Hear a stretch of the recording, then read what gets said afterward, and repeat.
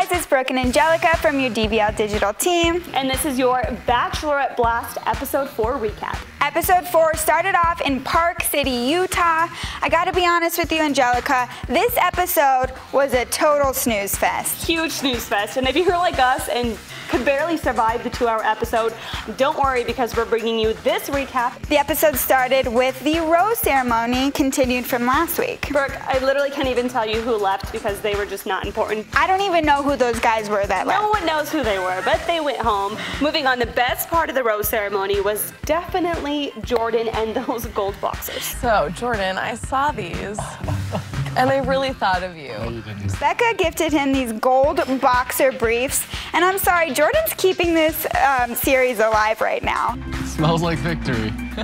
David came back from the dead, we mean the hospital, with his face on the mend. He had quite the black eye. Bottom bunk from now on, but excited to be here. I missed you. Naturally, Becca felt bad for the guy, so she gave him the rose. Next, it was time for the one-on-one date with Garrett and Brooke. Everyone else can just go home. The show's over now because clearly Becca is all about Garrett.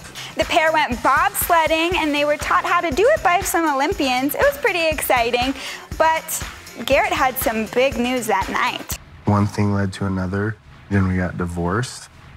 He mentioned that he has been married before and he got divorced to his former wife after just 2 months of being married. I think Becca actually really appreciated that. Him opening up like that really let her get closer to him, and I think he's one of the front runners right now. Yeah, like I said, everyone else can just go home because clearly Garrett won over Becca's heart.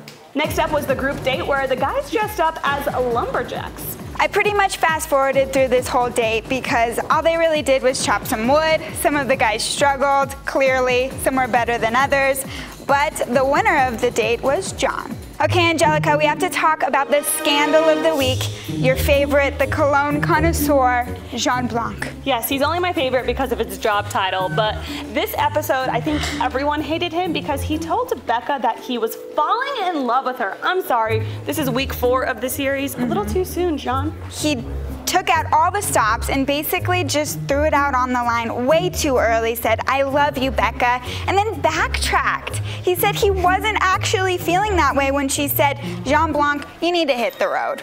Also, Brooke, can we just talk about the awkward forced kiss from Jean Blanc? He literally put himself on her. You could tell it was awkward for her and everyone else. Then we had Will's one-on-one date. Will's is? Will's, no one really knows. They basically snowmobiled through the mountains and had a picnic in the snow. Yeah, it was cute and all. He's cute, but let's just move on. Clearly, Garrett is the front runner of this episode. Finally, we made it to the group rose ceremony. Now, Brooke, I thought this would be the most exciting part of the episode. I mean, it was Park City. They were so excited to go to Park City. I don't know Utah. why. But, you know, I was already about 2 glasses of wine in and woken up for a nap by now. And I literally fell asleep when they gave out that final rose.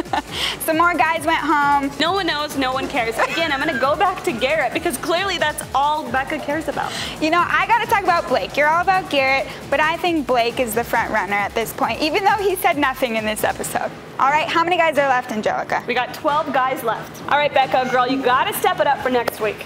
Yeah, maybe it won't be such a snooze fest in Vegas. We'll see. Stay tuned.